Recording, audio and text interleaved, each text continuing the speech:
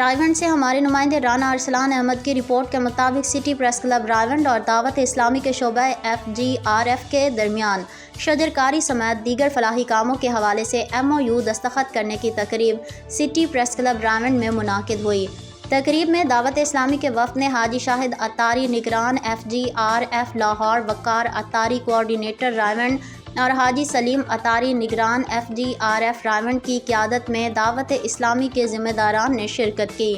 دعوت اسلامی کے ذمہ داران اور Fahim Akbar Sandhu chairman city press club Rawalpindi, Mehr Muhammad Ashfaq صدر، Faisal Iqbal additional general secretary, نائب صدر صلاح الدین نور، سردار وسیم حیدر وائس چیئرمین سمیت دیگر عہدیداران نے فلاحی کاموں کے حوالے سے MOU پر دستخط کیے۔ اس موقع پر دعوت اسلامی کے ذمہ داران اور فلاحی کاموں میں بڑھ چڑھ کر حصہ لینے پر سٹی پریس کلب راولپنڈی کے عہدیداران کو خراج تحسین پیش کیا۔